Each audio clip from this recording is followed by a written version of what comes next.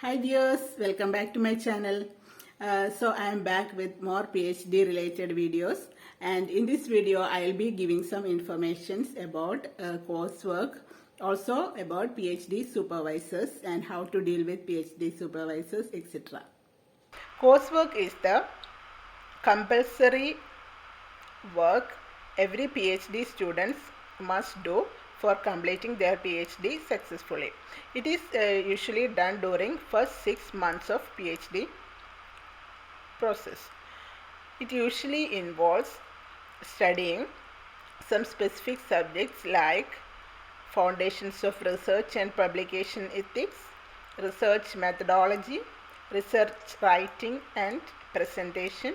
Also about the area in which you are doing research, you need to study and write examination on that topic too.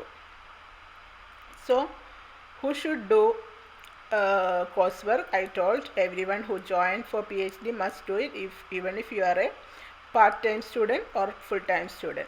So part-time students may need to take a 6 months leave from their job because attendance may be needed for the coursework. In the case of attendance too, you should know that in every university, it's actually the UGC gave the freedom to the university to decide about how the attendance should be. So if your university or guide or if they permit you to not to if they don't insist that you should come to the university department every day, then you shouldn't go. You can sometimes they may allow you to sign for a few days together or even for a month together. It all depends on the supervisor and the place where you are doing PhD. So care should be taken to complete the coursework successfully.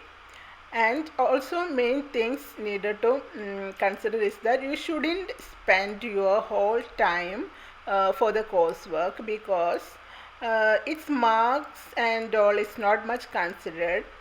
We just need to pass that examination.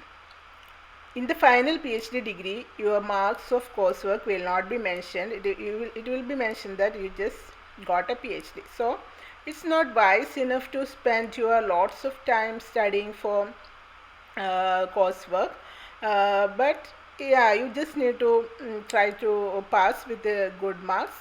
You should have you will have regular classes like you are in PG or in UG. In some colleges there may not have regular classes too, so that all depend on the conditions of the place where you are doing PhD. And the next is dealing with supervisor. So as I told, supervisor is maybe half of PhD. If you get a good supervisor, your half PhD is done, I would say, because he or she will help you in every stages of your PhD. So there are some tips to go in good terms with your supervisor. And the first one among this is know your supervisor. So before you can this can be done before you join for PhD, but in some case we cannot get full information or full details about a person without interacting with him. So after interacting sometimes you may feel like some problems, even if in the initial stage itself, then it's better to clarify that in the initial stage itself. Otherwise problems may become severe as you go in your PhD journey. So in the initial stage itself, try to be in a good terms with your supervisor. Otherwise the problem is that you need your supervisor's signature for everything in the PhD process. You need it for your availing your fellowships. You need when you get you need his support for sending the journals, and for when the review comes you need his help for correcting and all. So if you are not in a good terms with your supervisor, it will be tough time for you. So in the initial stage itself, be open about your expectation, be clear, behave like, without any barriers or hindrance between you and the supervisor. And also meeting him regularly is very much important, because usually people try to keep a distance from the supervisor, mainly because it's a common thing. You may be friends with the other your friend's supervisor, but you will be not that much friendly with your supervisor. That's, I think, the main problem with our culture. We always try to respect our teachers. Also, we try to keep a distance with them. But I think in the case of PhD supervisor, that is not needed, because you need to interact with him regularly. So try to interact at a weekly, or if possible, if he is coming to your department or university regularly, try to meet him regularly, update about your progress of the work, and communicate with them if you are stuck somewhere, because they don't know your situation. There may be busy people, they may be dealing with lots of other students, lots of other their academic and non-academic related things. So they may not remember all your problems, or all your updates of progress of research and all. So it's your duty to meet him regularly and update about your progress, or if you are stuck in that case too. So communicate and communicate with him regularly. Also be honest and sincere, because the relationship with a supervisor is not going to end even with even if you get your PhD. That relationship may not end soon, because you may need him even when you go for a job after that, or postdoctoral position, whatever. You may need his recommendation letter. Or also it's better to you need to contact him. The relationship is not ending with a PhD.